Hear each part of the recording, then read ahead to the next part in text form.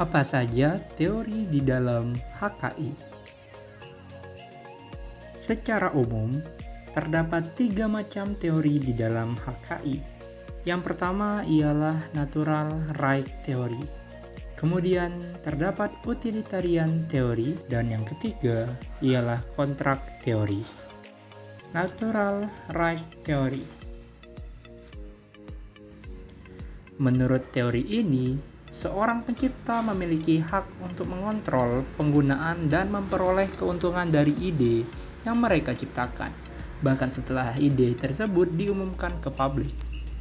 Dalam konteks hak kekayaan intelektual, teori hak-hak alam atau natural rights theory menegaskan bahwa pencipta memiliki hak eksklusif atas karya intelektual mereka. Ini berarti mereka memiliki hak untuk menentukan siapa yang boleh menggunakan karya tersebut, dalam bentuk apa, dan dengan persyaratan apa. Pencipta juga memiliki hak untuk memperoleh keuntungan dari penggunaan karya mereka, baik melalui penjualan, royalti, atau bentuk kompensasi lainnya. Pemahaman ini muncul dari keyakinan bahwa setiap individu memiliki hak alami atas karya yang mereka ciptakan. Pencipta dianggap memiliki hak yang melekat pada diri mereka untuk mengendalikan karya-karya intelektual mereka dan memanfaatkan sesuai kehendak mereka. Di dalam teori ini, memiliki 2 unsur yang terkait di dalamnya. Yang pertama, ialah first occupation. Konsep first occupation berpendapat bahwa individu memiliki hak eksklusif atas sesuatu yang belum dimiliki oleh siapapun sebelumnya ketika mereka menjadi seorang yang pertama memperoleh atau menemukannya. Dalam konteks HKI, ini berarti bahwa jika seseorang menciptakan atau menemukan sesuatu yang baru, seperti sebuah karya seni, penemuan ilmiah, atau penemuan teknologi, mereka berhak memiliki dan mengontrolnya secara eksklusif. Kemudian, labor justification. Konsep labor justification menyatakan bahwa individu memiliki hak eksklusif terhadap hasil kerja mereka sendiri.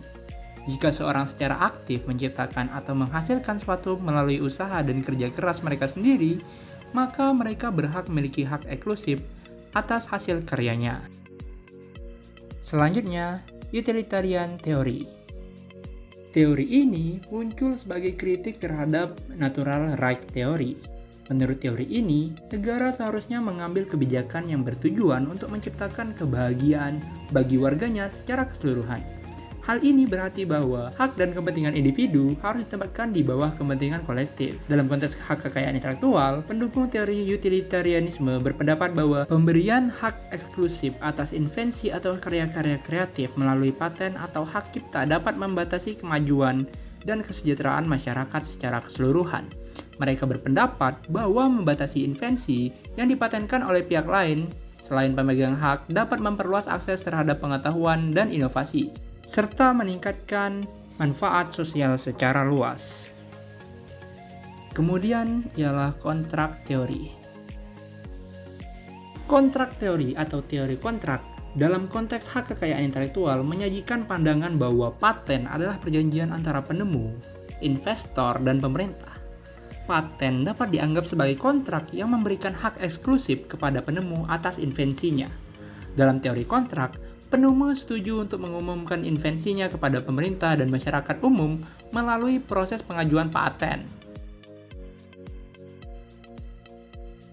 Selanjutnya, prinsip umum HKI. Hak kekayaan intelektual atau HKI memiliki prinsip umum yang mengatur perlindungan atas usaha intelektual yang bersifat kreatif, hak eksklusif kepada pemegangnya. Hal ini berarti pemegang HKI memiliki hak untuk mengendalikan penggunaan dan memperoleh keuntungan dari kekayaan intelektual yang mereka ciptakan. Prinsip selanjutnya ialah HKI sebagai pelindung usaha intelektual yang bersifat kreatif berdasarkan pendaftaran, kecuali untuk hak cipta dan rahasia dagang. Prinsip ketiga adalah bahwa perlindungan HKI memiliki batasan teritorial, yang artinya perlindungan yang dapat diberikan oleh HKI berlaku di wilayah negara atau kawasan tertentu, di mana pendaftaran tersebut dilakukan. Jika ingin mendapatkan perlindungan yang lebih luas, maka pemegang HKI perlu mendaftarkan haknya di berbagai negara sesuai dengan kebutuhan bisnisnya. Prinsip berikutnya ialah pemisahan antara benda secara fisik dengan HKI yang terkandung dalam benda tersebut. Ini berarti bahwa meskipun sebuah produk fisik dapat dimiliki atau diperdagangkan, hak kekayaan intelektual yang terkait dengan produk tersebut tetap dimiliki oleh pemegang HKI. Dalam hal ini, hak eksklusif melindungi penggunaan, reproduksi, dan distribusi karya intelektual yang terkandung dalam produk tersebut.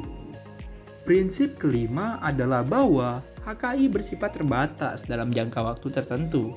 Setelah jangka waktu tertentu, perlindungan HKI dapat berakhir. Misalnya, dalam kasus hak cipta, karya tersebut akan masuk ke dalam objek domain publik setelah berakhirnya masa perlindungan yang ditentukan. Berarti bahwa karya tersebut dapat digunakan oleh siapa saja tanpa memerlukan izin dari pemegang hak cipta. Yang terakhir, prinsip HKI menyatakan bahwa setelah berakhirnya masa perlindungan, karya tersebut menjadi public domain. Hal ini berarti bahwa karya tersebut menjadi bagian dari warisan budaya yang dapat diakses dan dimanfaatkan oleh masyarakat secara bebas tanpa adanya pembatasan hak kekayaan intelektual. Sekian, terima kasih sudah menonton.